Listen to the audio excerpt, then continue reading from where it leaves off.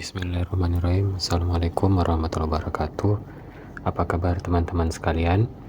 Jumpa lagi bersama saya di channel Ruang Info. Pada video kali ini saya akan memberikan informasi terbaru terkait tentang mekanisme perekrutan honorer menjadi CASN P3K. Oleh karena itu, bagi teman-teman yang baru bergabung, silakan untuk subscribe terlebih dahulu. Baik, terima kasih. Jadi berita ini saya kutip dari jpnn.com. Oleh karena itu kita langsung saja masuk ke pembahasannya. Jadi seperti kita ketahui bahwa Menteri Pendayagunaan Aparatur Negara dan Reformasi Birokrasi atau Menpan RB, Bapak Abdullah Azwar Anas itu menjelaskan mekanisme pengangkatan honorer menjadi P3K saat rapat kerja bersama Komisi 2 DPR RI di Senayan pada hari Senin tanggal 13 November kemarin. Kemudian diketahui bahwa pengangkatan honorer menjadi pegawai P3K merupakan bagian dari penataan non-ASN sebagai amanat dari Undang-Undang Nomor 20 Tahun 2023 yang lalu tentang aparatur sipil negara. Lebih lanjut, mekanisme pengangkatan honorer menjadi pegawai P3K, baik itu P3K penuh waktu atau P3K part-time, itu akan diatur berdasarkan PP Manajemen ASN. Kemudian, Bapak Menteri Anas dan jajarannya itu meminta masukan dari Komisi 2 DPR RI terkait penyusunan rancangan PP Manajemen ASN yang ditargetkan kelar akhir tahun 2023. Berarti penyusunan rancangan PP ini itu nanti dia akan membahas tentang P3K penuh waktu dan P3K part-time atau paruh waktu ya. Kemudian dalam raker tersebut Bapak Menteri Azwar Anas itu memaparkan mengenai alternatif metode pengangkatan honorer menjadi pegawai pemerintah dengan perjanjian kerja atau P3K.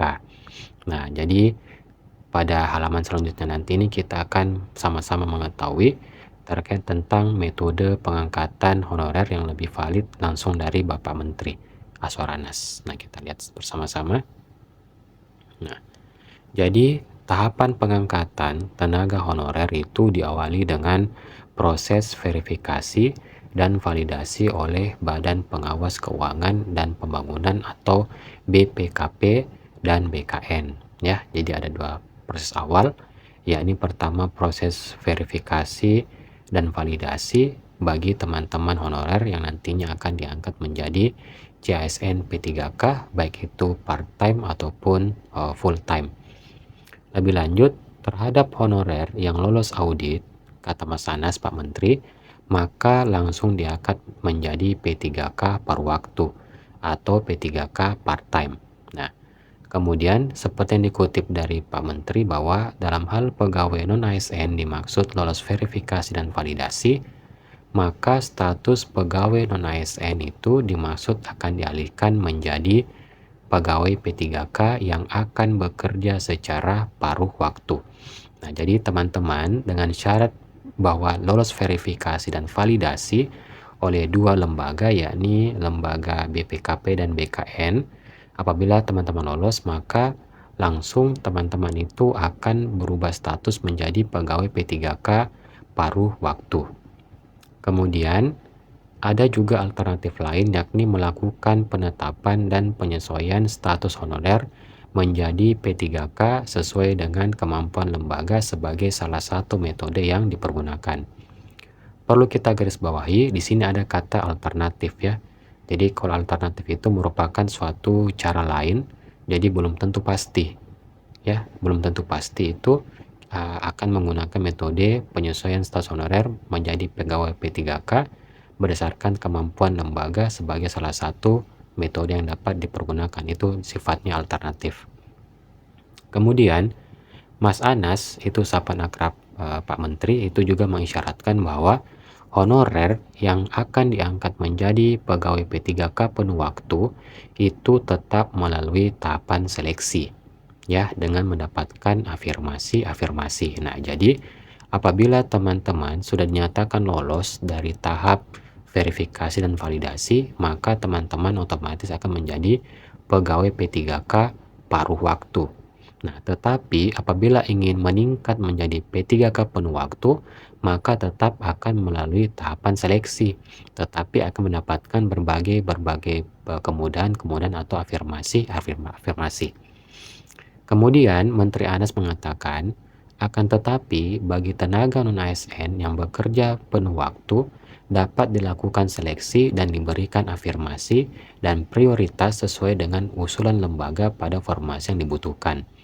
Jadi terkait tentang seleksinya maupun afirmasinya itu ternyata dia bergantung dari usulan lembaga pada formasi yang membutuhkan tenaga dari teman-teman honorer menjadi pegawai P3K penuh waktu. Kemudian, dia juga memastikan bahwa pegawai P3K part-time dan penuh waktu itu juga nanti sama-sama akan mendapatkan nomor induk pegawai atau NIP ya.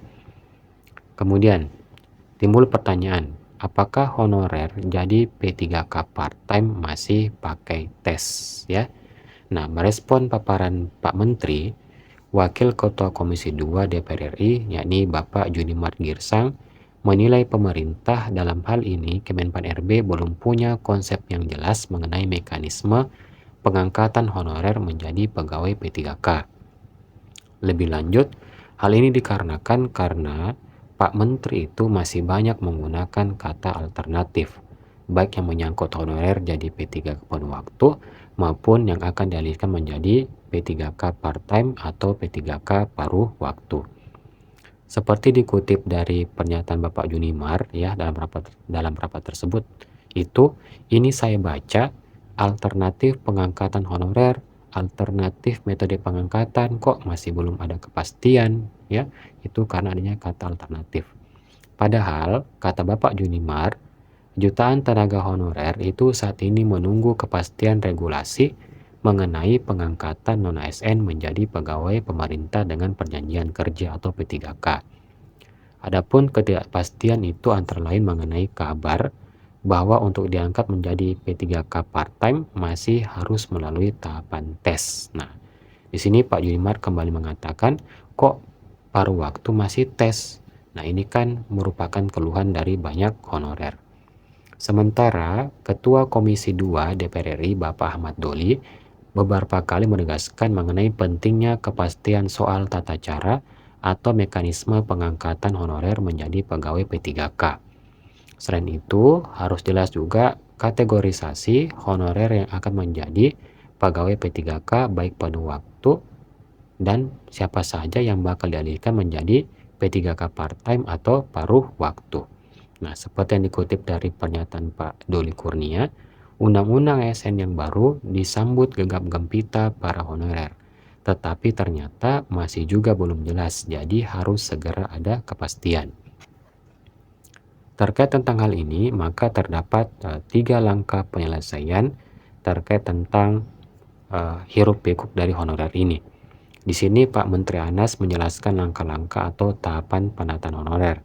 Yang pertama itu melalui rekrutmen P3K yang memberikan porsi 80% untuk pelamar dari jalur honorer seperti dilakukan pada seleksi tahun 2023.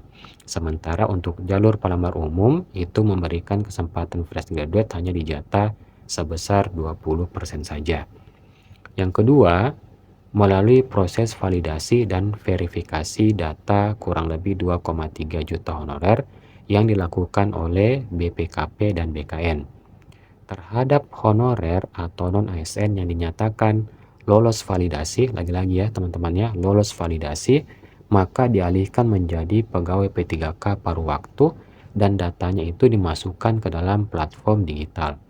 Yang ketiga, jika ada kebutuhan dan anggaran, garis bawahi kalimat ini, jika ada kebutuhan dan anggaran, maka pegawai P3K paruh waktu yang lolos validasi dan verifikasi tadi, maka akan diprioritaskan menjadi pegawai P3K penuh waktu melalui pemeringkatan kinerja. Nah, mendengar paparan Menteri Anas, kemudian Bapak Ahmad Doli langsung bertanya mengenai step kedua. Step kedua itu yakni terkait tentang proses validasi apakah ada tes atau tidak, ya. Step kedua yang berkaitan dengan honorer valid yang dialihkan menjadi pegawai P3K part-time.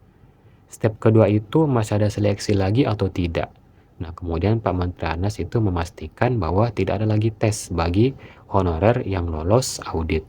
Oke, ya tidak ada jika datanya valid. Nah, berarti dari sini apabila teman-teman itu lolos dari validasi dan verifikasi data, maka teman-teman itu tidak akan lagi menjalankan atau mendapatkan tes untuk menjadi pegawai P3K, oke, yang dialihkan menjadi P3K part-time.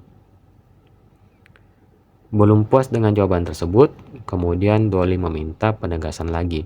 Jadi step 2 tidak ada tes lagi. Nah, Bapak Menteri pun menjawab, ya jika valid datanya. Jadi perlu digarisbawahi bahwa tidak akan ada tes bagi teman-teman honorer pada step kedua, yakni apabila datanya itu telah mengalami proses verifikasi dan validasi dari kedua lembaga tersebut di atas yang telah kita baca bersama-sama, dengan catatan jika datanya valid. Kemudian untuk pegawai P3K part-time itu jadi P3K penuh waktu. Di sini dikatakan lagi bahwa honorer yang sudah dinyatakan valid atau asli berdasarkan hasil audit maka akan dimasukkan ke platform digital. Selanjutnya, para honorer yang namanya sudah masuk platform digital, yakni yang sudah lolos audit, ya, akan dipantau lagi kinerjanya. Nah, jadi kalau sudah menjadi honorer paruh waktu, maka nanti teman-teman akan dimasukkan dalam suatu sistem tertentu yang akan kita ketahui nanti. Lalu pada platform tersebut nanti kinerja teman-teman itu akan dipantau seperti yang dikutip dari kata Bapak Yudi, dimasukkan ke platform, dipantau kinerjanya, mana yang tahun depan diangkat menjadi pegawai P3K penuh waktu. Nah, seperti itu teman-teman ya. Jadi sekianlah informasi yang bisa saya berikan terkait tentang perkembangan terbaru mengenai pengangkatan teman-teman honorer menjadi pegawai CASN P3K. Ini ada terbagi dua, yakni P3K part-time ataukah P3K penuh waktu. Nah, untuk masuk ke P3K part-time, maka teman-teman itu hanya perlu untuk dicek datanya apakah sudah terverifikasi atau valid. Nah, setelah valid, maka teman-teman itu langsung menjadi pegawai P3K part-time. Tetapi untuk masuk ke pegawai pemerintah dengan penian kerja yang full time, maka nanti teman-teman akan dimasukkan ke dalam suatu platform khusus yang dimana dalam platform tersebut itu teman-teman akan dinilai terkait tentang kinerja teman-teman sekalian. Oke, baik, kalau begitu sekian informasi dari saya, semoga bermanfaat. Assalamualaikum warahmatullahi wabarakatuh.